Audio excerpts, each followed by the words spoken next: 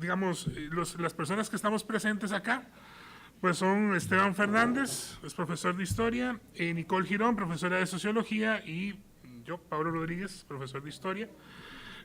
Lo que vamos a tratar a continuación es lo siguiente. Esteban va a hablarnos sobre los videojuegos en la enseñanza de la historia. Nicole va a hablar sobre la creación de juegos como herramienta didáctica. Y yo hablaré un poco sobre la gamificación como resultado de lo que ellos han venido hablando en la clase de humanidades, para después dejar un poco el espacio de debate. Entonces, empezamos con la...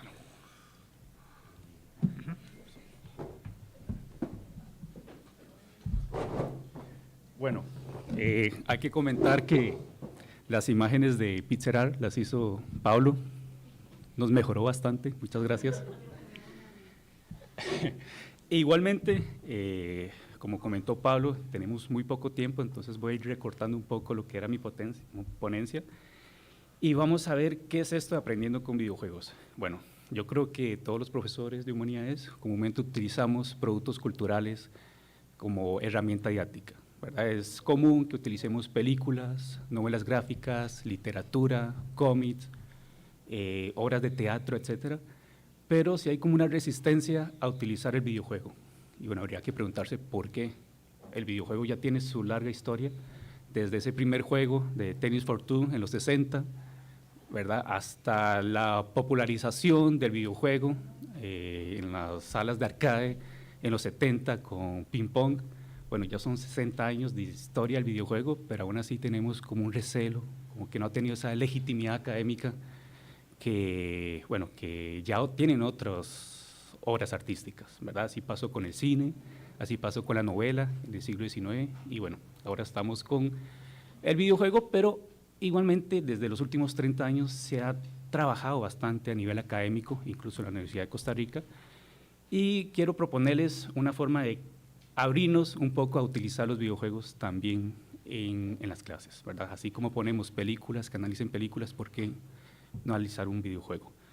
Tiene sus trampas, ¿verdad? No es tan fácil de acceder un videojuego con una película, nada más se pasa el documento, hay un proceso de instalación, hay un proceso de aprender el lenguaje del videojuego, pero la propuesta de juegos que yo tengo acá, yo creo que arreglan mucho de esos miedos que uno puede tener. Bueno, ¿por qué aprender con videojuegos? Primero, es un aprendizaje activo. Según la definición de Borgoña-Gross, el jugador interactúa con el contexto creado, toma decisiones y percibe inmediatamente las consecuencias. El videojuego es interactivo, seguro es una de las definiciones que siempre están ahí transversales para hablar sobre esto, ¿verdad? Y frente a otros aprendizajes que pueden resultar un poco pasivos, aunque sea contradictorio, aprendizaje y pasividad, el videojuego lo que permite es una interacción mucho más presente con este producto cultural.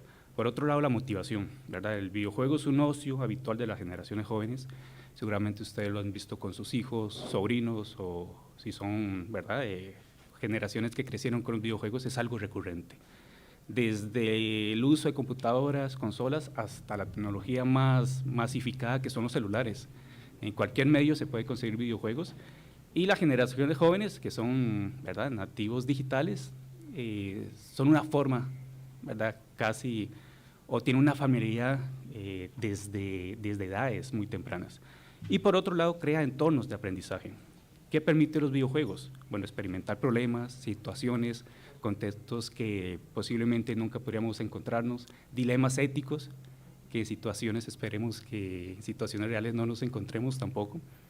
Entonces, bueno, el videojuego da y permite herramientas que algunos otros productos culturales, sí, la pertinente dirección o control didáctico se puede dar, pero que con los videojuegos puede ser que resulte más accesible o más fácil.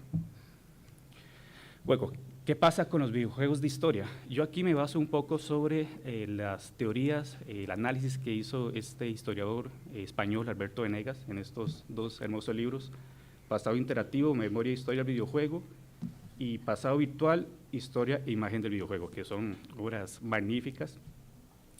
Y él dice que el videojuego de historia no solo puede ser una herramienta didáctica, sino también incluso convertirse en una fuente del historiador, o incluso también un análisis crítico de la historia. ¿Cuál es la definición de Alberto Venegas de videojuego? De historia. Una creación virtual compuesta de imágenes y elementos ludonarrativos que trata voluntariamente de representar el pasado. Aquí tenemos 3 elementos muy importantes que componen su definición de videojuego de historia. Primero, imágenes. Luego, lo lúdico, el juego, y por otro lado, lo narrativo, ¿verdad? Lo característico de los videojuegos es que nos podemos encontrar una narración a partir de las mecánicas. ¿Qué son las mecánicas? Los verbos que pueden hacer los personajes, los avatares, etc. Uno de ellos, ¿verdad? Seguramente uno de los mecánicas más tradicionales que nos podemos encontrar con los videojuegos tradicionales es comúnmente vinculados con la violencia, ¿verdad? Disparar, apuñalar, acabar con el enemigo, etcétera, que seguramente es la noción que nosotros tenemos de los videojuegos, ¿verdad? Videojuegos relacionados con violencia, con acabar con el contrincante, el antagonismo, etcétera. Pero muchos de estos videojuegos de historia tienen otras mecánicas que van más allá de estas acciones de acabar con el enemigo. Y bueno, nuevamente, la mecánica también nos permite o también transfiere narrativas. Un ejemplo sencillo, el Monopolio, en un juego de mesa que todos hemos jugado, ya tiene una narrativa, ¿verdad? Concentrar el poder, crearse un monopolio de bienes raíces, etcétera, etcétera. Bueno, así con cualquier tipo de juego, también incluyen los videojuegos. Además, es una herramienta capaz de presentar cuestiones y debates sobre la historia, y esto es importante. Muchos de estos videojuegos problematizan, presentan, examinan, debaten sobre temas históricos, y también incluso podemos encontrarnos que hay un impacto social del videojuego en el conocimiento histórico.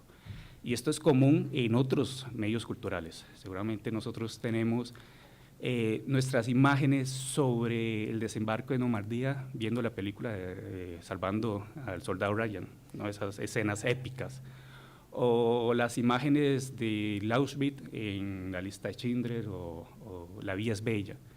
Bueno, últimamente, y principalmente las generaciones más recientes, ese conocimiento mediático de la historia se está construyendo a partir de los videojuegos. Y en mi caso, ¿verdad? Poner un poco de mi pequeña autobiografía, en los principios 2000, yo jugaba estos 2 juegos, Age of Empires 2 y Medalla de Honor, que si uno lo ve desde la distancia y con una crítica, bueno, son videojuegos un poco con unos discursos imperialistas, patrióticos, etcétera, pero era el acceso que yo tenía, digamos, a lo que eran los videojuegos de historia. Bueno, aquí hay una clasificación del videojuego de historia que propone Alberto Venegas, que no me voy a detener porque estamos cortos de tiempo, pero sí quiero proponer 3 videojuegos que nos distanciamos de estas mecánicas tradicionales que nos podemos encontrar prácticamente en nuestra visión de lo que es el videojuego, en sagas como Call of Duty, Assassin's Creed. Y estos son, uno de estos es This War Is Mine. Este es un videojuego de un estudio polaco que construyó, ¿verdad?, este juego alrededor de cómo es la experiencia de los civiles en las guerras civiles. Aquí lo explica muy bien los que fueron los productores. Hacer un juego sobre civiles en la guerra, gente común como todos nosotros. Vivir en guerra es una carga pesada, no solo física, sino también emocional. Es increíblemente difícil mantenerse humano en tiempos de guerra. Imaginemos esto en un juego, con toda la seriedad y el respeto que este tema requiere. ¿Cuál es la mecánica de este juego de This War Is Mine? Que está haciendo referencia principalmente a lo que son las guerras civiles de los Balcanes a principios de los 90 e incluso, ¿verdad?, las guerras civiles actuales con la guerra siria. Bueno, nosotros somos unos civiles que tenemos que sobrevivir, tenemos que buscar los recursos, alimentos, si alguien consume tabaco, tiene que conseguir tabaco, tiene que buscar resguardo en una casa desolada en medio de una guerra civil. Y bueno, pone los ojos no en los protagonistas de la guerra, no en los soldados, sino en las víctimas de la guerra civil. Por otro lado, tenemos este Bury Me, My Love, Entiérrame, mi amor. Es un juego de celular hermosísimo. Y nos ponemos en los zapatos de la pareja de Nour. ¿Qué es Nour? Nour es una doctora que en medio de la guerra civil de Siria tiene que emigrar hacia Europa, ¿verdad?, para buscar oportunidades, etc. ¿Y cuál es la mecánica del juego? Bueno, principalmente es como si fuera una aplicación de WhatsApp y no nos manda mensajes de cómo es su recorrido, mientras nosotros estamos en Siria, ¿verdad? Ella es la que tiene que irse primero y después nosotros la acompañamos. Y bueno, es un relato bastante trágico que se basa en un reportaje periodístico de un periódico francés sobre la vida de Dana, también una emigrante siria, y comentando, ¿verdad?, lo que mencionan los creadores. Bury Me, My Love es más una reacción al hecho de que yo mismo, que nunca he votado a la derecha, no he sido inmune a su forma de ver el mundo. Así que sentí que podíamos hacer algo contar una historia que viene de algún lugar real, que podría iluminar otra forma de mostrar la realidad. Bueno, como les comenté, la mecánica son como mensajes instantáneos y vos tenés que responderle como en la vida real, en tiempo real. Puede tardar semanas con esta conversación y ver cómo es su trayecto. Y por último, vamos a hablar sobre… No se escucha, ¿sí?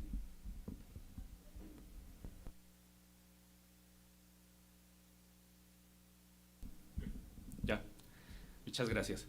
Vamos a hablar sobre Paper Please. Este es un juego también que está en celular, en tablet, en computadora. Y nos ponemos, ¿verdad?